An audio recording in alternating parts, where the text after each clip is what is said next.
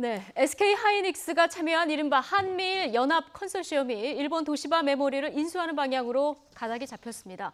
국내 반도체 산업에도 큰 호재가 될 것이라는 기대감이 커지고 있는데요. 관련 내용 좀 자세히 짚어보도록 하겠습니다. 자, 경제부 김세호 기자 연결해보죠. 김세호 기자. 네, 경제부입니다. 네. 자, 우리나라의 SK 하이닉스가 포함이 된 한미일 연합입니다. 이 한미일 연합 컨소시엄이 도시바 반도체 메모리를 인수했는데 이게 일단 어떤 의미를 가지는 겁니까? 네, 도시바의 반도체 자회사인 도시바 메모리는 이 낸드 프레시의 원천 기술을 가지고 있습니다. 전 세계 생산량 2위를 기록할 만큼 낸드 프레시 반도체에서 강력한 경쟁력을 가지고 있습니다. 이 낸드 프레시 메모리는 전원을 꺼도 데이터가 삭제되지 않고 저장할 수 있는 메모리 반도체로 불립니다.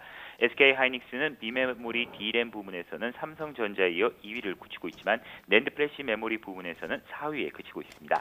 이 때문에 도시바 메모리 인수자에 포함된 것은 낸드 프레시 부문의 경쟁력을 한층 끌어올릴 수 있는 발판이 마련됐다고 평가할 수 있겠습니다. 네. 자, 그런데 한미일 연합의 인수 과정이 굉장히 순탄치 않았다 이렇게 전해지고 있는데 이 인수를 할 수 있게 된 뭔가 결정적인 것들이 있었을 것 같은데요. 네, 우선 과정을 설명하면요. 이 도시바는 지난 6월에도 한미일 연합을 우선 협상 대상자로 발표를 했습니다. 하지만 7월에는 미국 웨스턴 디지털 그리고 대만 홍하이 그룹과도 협상을 하고 있다며 입장을 번복했습니다. 그리고 8월에는 도시바 메모리의 합작사인 미 웨스턴 디지털이 주도하는 이른바 신미일 연합과의 협상을 우선하겠다고 해 SK 하이닉스가 참여한 한미일 연합의 인수가 무산되는 것 아니냐는 전망이 지배적이었습니다.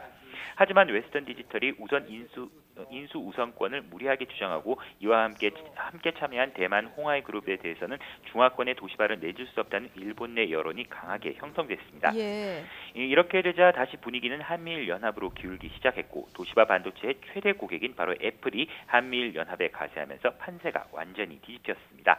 애플 입장에서도 안정적인 반도체 공급을 위해 SK 하이닉스가 포함된 한미일 연합에 참여하는 편이 유리하다고 판단한 것으로 보이는데요.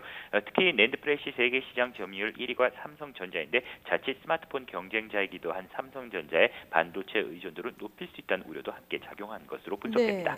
네, 애플이 가세한 것이 결정적인 한 수였다 이렇게 볼 수 있겠군요. 네, 그렇습니다. 예, 이 SK 하이닉스의 오늘 주가 8만 원을 넘었습니다. 최고가를 경신을 했는데요. 그런데 SK 하이닉스가 반도체 부분에서 당장 실질적인 이익을 얻을 수 있는 건 아니다. 이런 보도도 함께 나오고 있는데 이건 어떤 의미입니까?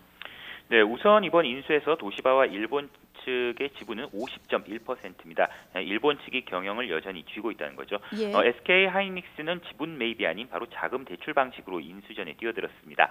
이 때문에 SK 하이닉스는 직접적으로 경영에 참여할 수는 없어 한계로 지적되고 있기도 한데요. 하지만 SK 하이닉스가 이번 한미일 연합 컨소시엄에 참가한 것은 중국과 같은 강력한 경쟁자들의 시장 진입을 막아 추격을 지연시킬 수 있다는 점, 그리고 삼성전자의 독주를 견제할 수 있는 여건을 만들었다는 점이 큰 성과로 평가되고 있습니다.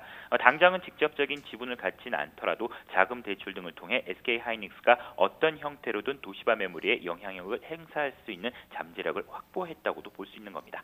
예.